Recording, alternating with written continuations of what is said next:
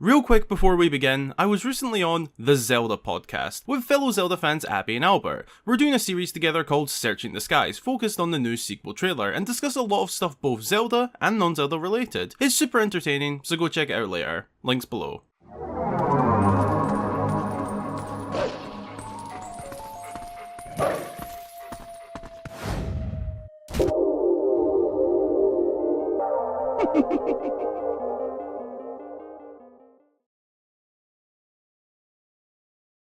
The last 3D Zelda game not in glorious HD has finally been remastered in that sweet high definition. The Legend of Zelda Skyward Sword. The story of, well, the beginning of the story. This is the origin game of the series. We learn how Hyrule came to be, how the Master Sword was forged, battle the very first evil, and so much more. And with the huge success of 2017's Breath of the Wild, you can bet a lot of the newer fans to the series that got into it from Breath of the Wild will be trying this game out, and with good reason. But that begs a question.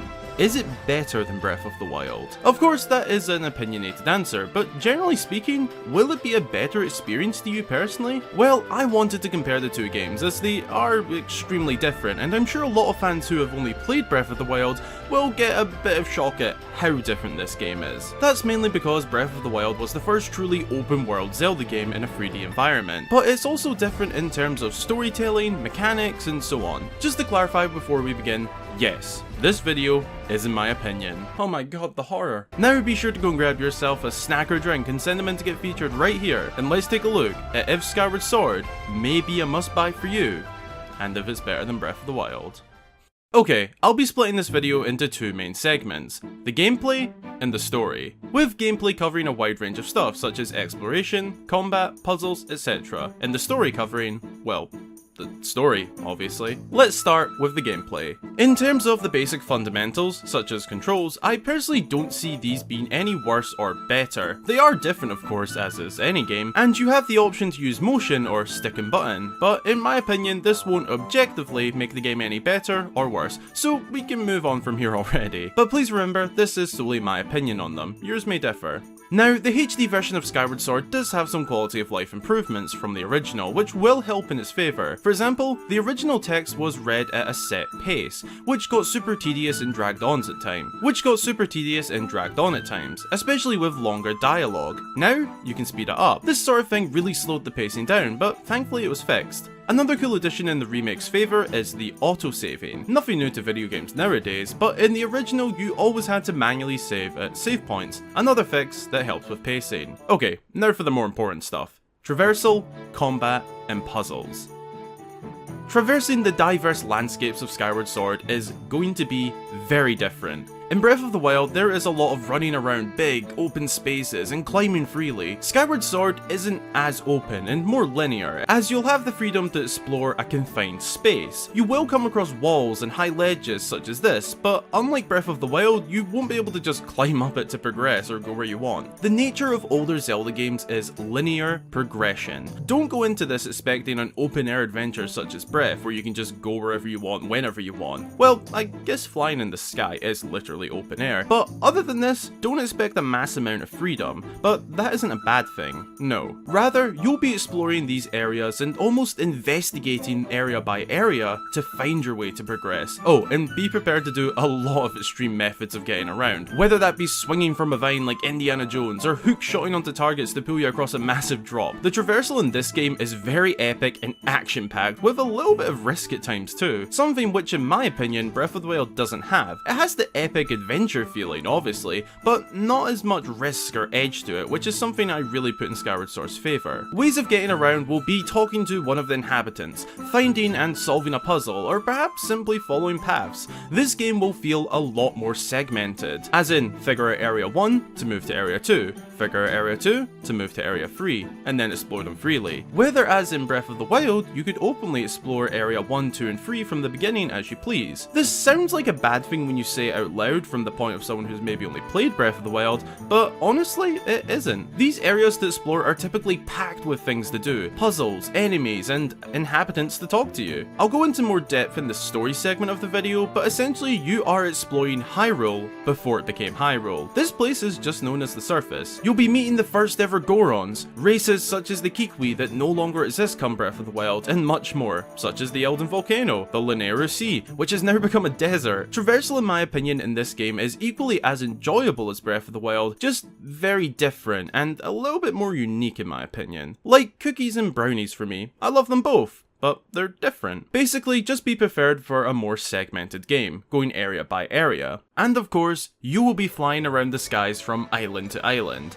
It would be a crime to say this isn't one of the coolest things in the entire series. It's so awesome. Compared to the sheer size and magnitude of Breath of the Wild though, I may actually prefer Breath here, mainly because the skies were pretty barren in my opinion, and not as adventure filled as I expected. After the initial buzz of flying the literal skies is over, it can feel a bit boring to be honest with you, but again, that's just me.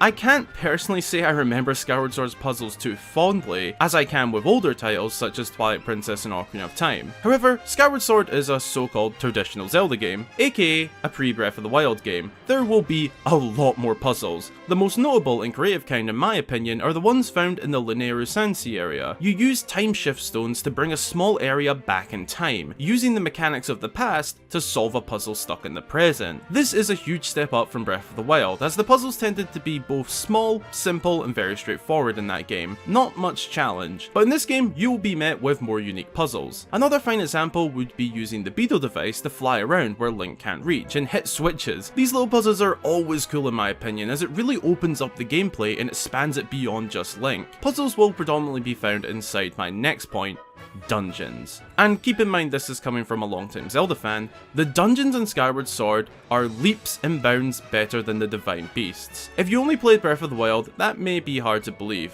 I mean, it's literally your own experience, but my god, trust me, when you get a taste of actual Zelda dungeons, you'll be bruised from Finding Nemo smelling fish blood. You'll love it. I have no doubts there. This isn't to bash the Divine Beasts or anything, they were great for their role to the game's story, but that in itself was the issue many Zelda fans had. They were too story focused. In the past, dungeons have been more of just a place you have to go to find out more about the story, or to retrieve something vital to the story, not actually being part of the story entirely. I get that things should be progressive generally speaking, but the way Zelda dungeons have functioned for around 30 years straight, they don't need to be that progressive like other things. Like I said, the Divine Beasts worked well for their given role, but trust me, these dungeons are much more enjoyable. You'll feel like you're on an actual adventure, exploring some ancient crypt or something. Rather than a 10 to 20 minute Divine Beast, you could be in these bad boys for maybe an hour, solving puzzles deep within the fire sanctuary of Elden Volcano, exploring the ancient Cisterin and possible origin of Malice deep below it. See what I mean? That connects the very first game to the very last game currently, Breath of the Wild. This game really is an origin story. You can even become a sand sailor and explore the long lost sand ship, and even battle a skeletal pirate in a 1 versus 1 walk the plank duel. Which leads me to my next point.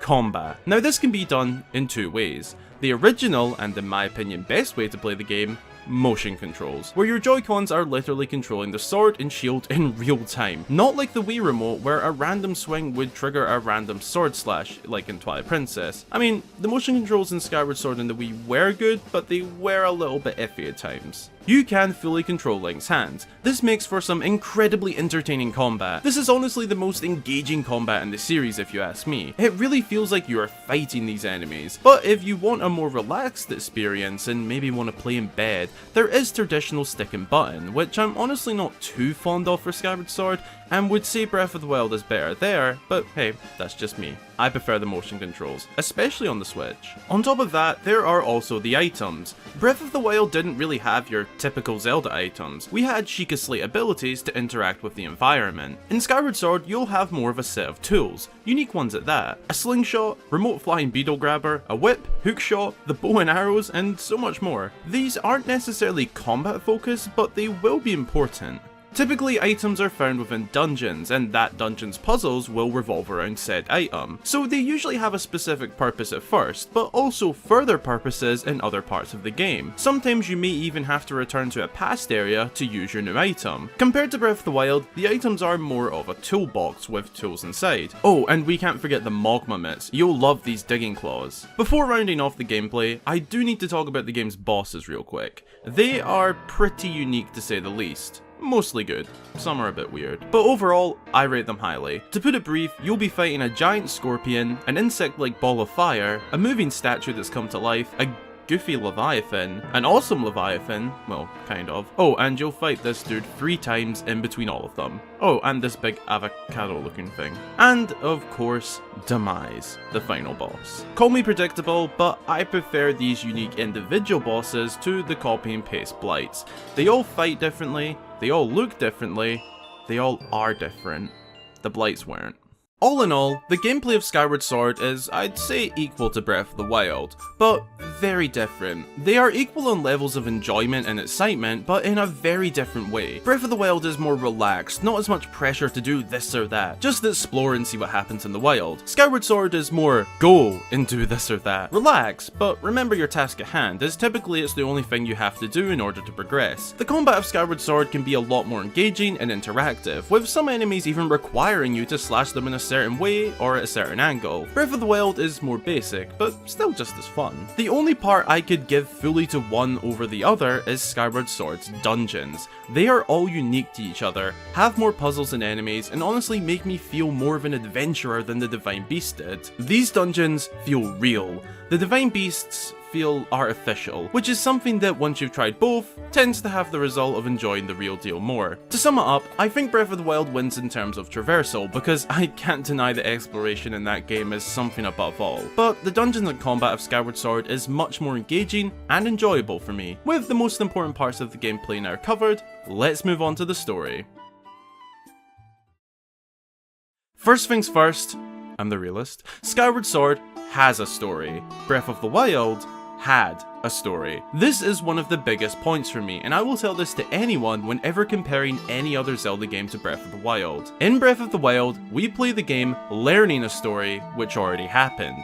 In other games, we play the story as it happens. That is my view anyway. The present story was still good, don't get me wrong, but when comparing, it's not as good. In Skyward Sword, you will play through the actual story itself. To briefly explain, you start off in Skyloft, the floating settlement protected by Hylia. This is because many years ago, the people of the surface were moved to the skies to protect them from an evil invasion from the depths of the land. Hell, basically. Years later, the chosen hero Link begins getting nightmares. Some crazy bad stuff starts happening down on the long-forgotten surface, and the hero must rise to explore it and save Princess Zelda from the oncoming evil. He builds what is known as the Master Sword, originally named the Goddess Sword. He does so by infusing it with the flames of the gods, thus creating the Master Sword. Then with this mighty blade, he travels in time for a bit and goes to slay the source of evil, Demise. This is the dude responsible for every single bit of evil in the Zelda series. It's all due to a curse he laid upon defeat to Link. He cursed that the land will forever be plagued by evil, in a cycle that will last forever. This is why Hyrule is essentially never at peace for very long, and basically explains why Zelda games keep coming and coming. There is always another evil to come. Basically, Link explores Hyrule before it became Hyrule, builds the Master Sword, explores some ancient dungeons, and seals the source of evil. In my opinion, off the bat, Skyward Sword has a far better storyline than Breath of the Wild. And what I summed up there is just the gist of it. You'll also learn about the closest Link and Zelda have ever been to becoming an actual couple. Z-Link fans will love this game. You'll learn a lot of origin stories for the rest of the series. You'll explore the very beginning of time essentially. At the end of the game, you'll see the very early stages of the Kingdom of Hyrule being formed, and my god, you'll meet some interesting characters along the way. You know that whole Zelda timeline thing?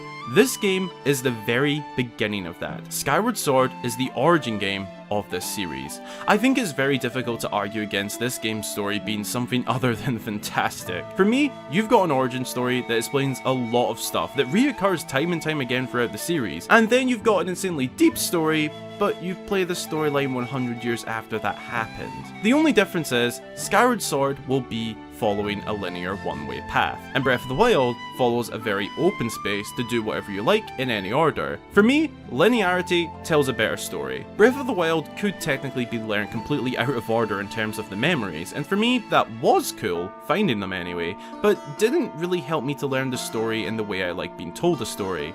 In order. Obviously, that is a very personal opinion to me. Both are very good, but for me, Skyward Sword has a more entertaining story, and if you've only played Breath of the Wild, I would highly recommend trying this game. Even just the Z-Link content is worth it alone. So I definitely rank Skyward Sword's story higher than Breath of the Wild's. To begin concluding, I just want to put it out there. Even if Skyward Sword isn't better than Breath of the Wild for you, it's still a fantastic game worth playing. This video is 90% my own opinion to share my views and potentially help you figure out if this game is for you, or just for some entertainment to watch, I guess. Another thing I want to know quickly is that Skyward Sword has a fantastic soundtrack. Not as good as Twilight Princess, obviously, that's my favourite game, you know that. But even that, I'd maybe rank higher than Breath of the Wild. It's also fully orchestrated, which is pretty cool. Something to know about me is that my opinion on ranking Zelda games often changes as I replay them time and time again. As it stands, I currently think Skyward Sword may actually be better now that I've had the time to sit down and think about it, but part of that could also be the hype surrounding this remake, which I've really been enjoying. Only time will tell. If you're curious, Twilight Princess is my all-time favourite Zelda game, but numbers 5 to 2 are always changing whenever I play them. Personally, I would say Skyward Sword is better than Breath of the Wild, for me, at the moment. The story is better, and I feel like I'd have more fun with it in terms of playing a Zelda game. But let me know what you think. Have fun with Skyward Sword HD, and let me all know what you think after or during playing. I'd love to hear. Thanks a ton for watching. I really hope you enjoyed the video, and if you did, be sure to drop a like and consider subscribing for more fabulous Zelda content. I hope this video was enjoyable and helped share some views on the game if you're thinking of getting it. Leave a comment below with what you're most excited for in the remake, or what you found most cool, or the coolest thing you found so far, even if that's just playing the game as a whole. As always, a huge special thank you goes out to all of my supporters across Patreon and YouTube, with special mention to new supporter ZDI Productions for joining via Patreon. Thank you very much. I appreciate it. If you'd like to join them and get yourself some behind the scenes looks at my work, a shout out upon joining, your name at the end of every video, and more, then consider supporting. Again, thanks for watching, and until the next time, I've been Hyrule Gamer.